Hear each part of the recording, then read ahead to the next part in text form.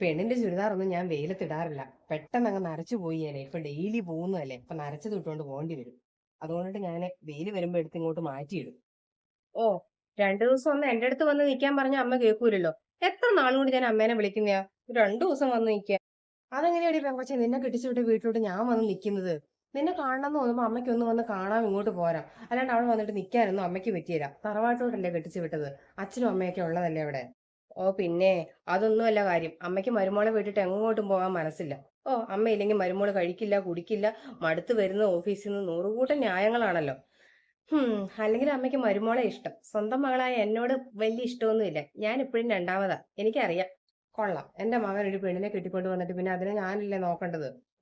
അപ്പൊ അതിനിട്ടേച്ച് എനിക്ക് അങ്ങനെ പോകാൻ പറ്റുമോ? അതിനൊന്ന് സഹായിക്കേണ്ടത് എന്റെ കടമയല്ലേ? എനിക്കെന്തെങ്കിലും പറ്റിപ്പോയാൽ എന്നെ നോക്കാൻ അവളല്ലേ ഉള്ളൂ. എന്റെ അമ്മയുടെ കൂടെ നിൽക്കണമെന്ന് എനിക്ക് കൊതിയുണ്ടാവൂലേ? നിനക്ക് നിക്കണോന്ന് തോന്നുമ്പോ അങ്ങനെ ഇവിടെ വന്നിട്ട് നിൽക്കാലോ. 2 3 ദിവസം വേണമെങ്കിൽ ഒരാഴ്ച നിന്നാലും നിന്റെ ആങ്ങളയ്ക്കോ ഭാര്യയ്ക്കോ ഒരു കുഴപ്പമില്ല. എനിക്ക് ഒട്ടും പ്രശ്നമില്ല. അതുകൊണ്ട് നീ ഇവിടെ വന്നിട്ട് എത്ര ദിവസം വേണമെങ്കിലും നിന്നോ. ഓ, ഞാനൊന്നും പറയുന്നില്ല.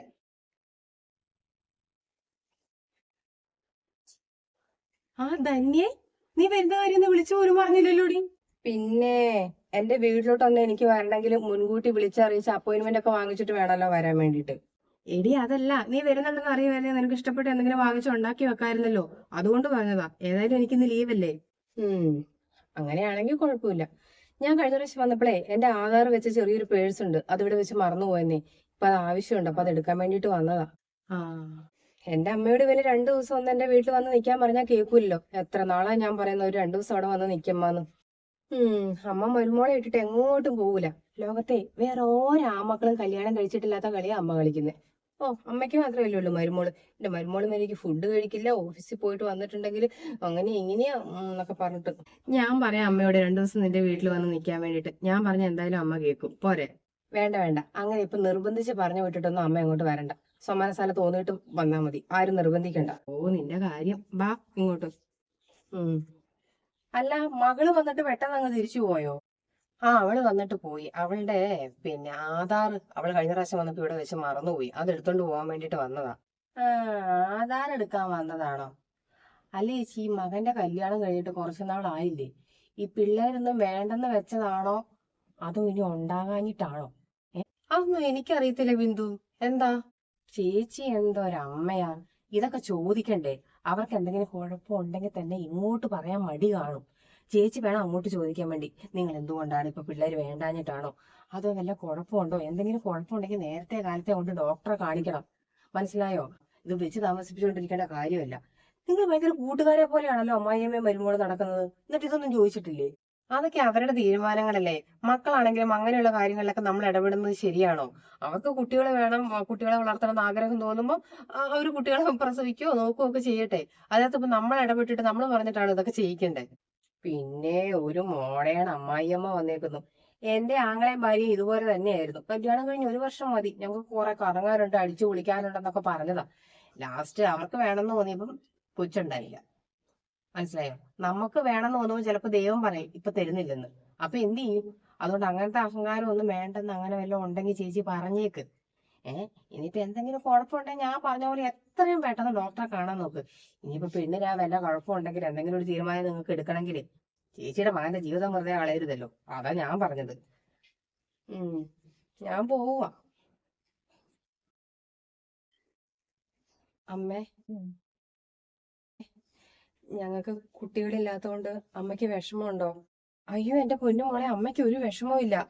മോൾ ആ ബിന്ദു പറയുന്നത് കേട്ടോ? അവളൊരു പ്രത്യേക ടൈപ്പ് എന്റെ പൊന്നു കുഞ്ഞെ. അതിന്റെ നാക്ക് അടങ്ങിയിരിക്കൂല. ആരോടെ എന്താ എങ്ങനെയാ പറയണ്ടേന്നുള്ള ഒരു ബോധവും ഇല്ല. അതൊന്നും മോള് കാര്യമായിട്ട് എടുക്കണ്ട കേട്ടോ.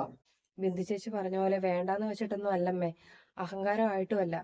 എന്താ ഉണ്ടാകത്തെന്ന് അറിയത്തില്ല. ഒരു ഡോക്ടറെ കണ്ടാലോന്ന് ഞാനും വിചാരിക്കുന്നുണ്ട്. മോള് വെറുതെ ടെൻഷൻ അടിക്കാതെ നമുക്ക് പോയിട്ടൊരു ഡോക്ടറെ കാണാം. ഒരു കുഴപ്പം ഉണ്ടായില്ല. ആദ്യം പിടിക്കാതിരിക്കും കേട്ടോ. നമുക്ക് പോയി ഡോക്ടറെ കണ്ട. 2 പേർക്കും അധികം പ്രായമൊന്നും ആയിട്ടില്ലല്ലോ. ഇഷ്ടംപോലെ സമയം ഇനിയും ഉണ്ട്. ഉം. അമ്മ ഡോക്ടറെ അടുത്ത് പോയി കഴിയുമ്പം ചെക്കപ്പ് ഒക്കെ കഴിഞ്ഞിട്ടേ എനിക്ക് എന്തെങ്കിലും കുഴപ്പമുണ്ടെന്ന് ഡോക്ടർ പറയുവാണെങ്കിൽ അമ്മ എന്നെ വെറുക്കുമായിരിക്കും അല്ലേ. പിന്നെ ഈ സ്നേഹമൊന്നും ഉണ്ടാവൂലായിരിക്കും. അതിനൊന്നും ഞാൻ നിൽക്കൂല.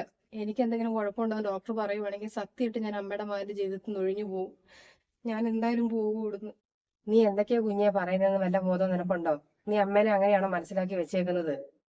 എന്തായാലും പിള്ളേരുണ്ടാവും, വേറൊരു കുഴപ്പം ഉണ്ടായില്ല. ഇനി അഥവാ ഉണ്ടായില്ലെങ്കിൽ അതാണ് ദൈവത്തിന്റെ തീരുമാനം അങ്ങ് വിചാരിച്ചാൽ മതി.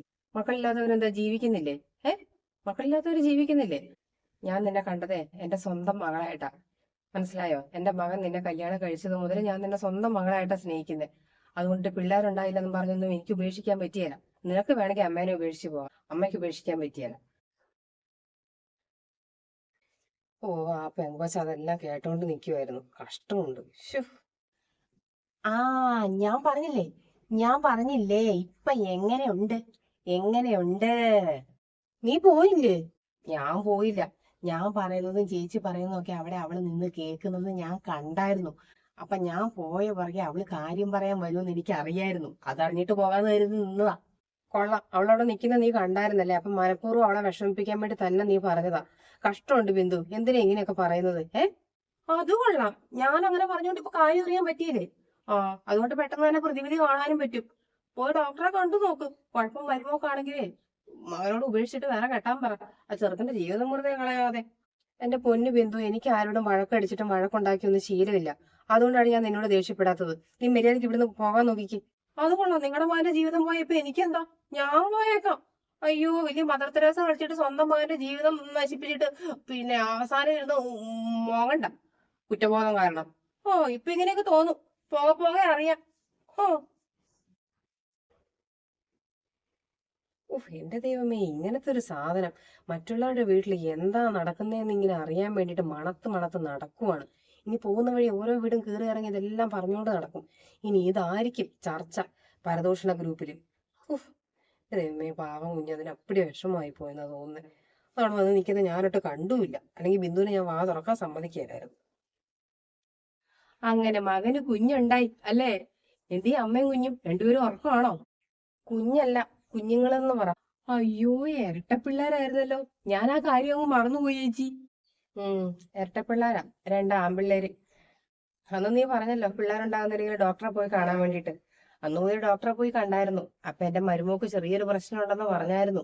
അത് നിങ്ങൾ ആശുപത്രി പോയിട്ട് അന്ന് വരുമ്പോ തന്നെ ഞാൻ കാര്യം അറിയാൻ വേണ്ടി ഓടി വന്നപ്പോ ചേച്ചി പറഞ്ഞല്ലേ? ആ, അപ്പൊ നീ എന്നോട് എന്നാ പറഞ്ഞേ? ഏ ഉപേക്ഷിച്ചിട്ട് മകനെ വേറെ പെണ്ണ് കെട്ടിക്കാൻ വേണ്ടിട്ട്. അന്ന് നിന്നെ ഞാൻ ഈ വീട്ടിൽ നിന്ന് ഇറക്കി വിട്ടതല്ലേ? പിന്നെ എന്തിനാ നീ വന്നത്?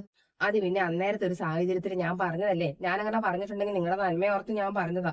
ഇപ്പൊ കഥയൊക്കെ മാറിയില്ലേ? ഈ അനാവശ്യ കാര്യങ്ങൾ എന്തിനാ ഇപ്പൊ പറയുന്നത് ചേച്ചി? ഞാൻ കൊച്ചുങ്ങളെ കാണാൻ വന്നതല്ലേ, കണ്ടിട്ട് അങ്ങ് പോട്ടെ.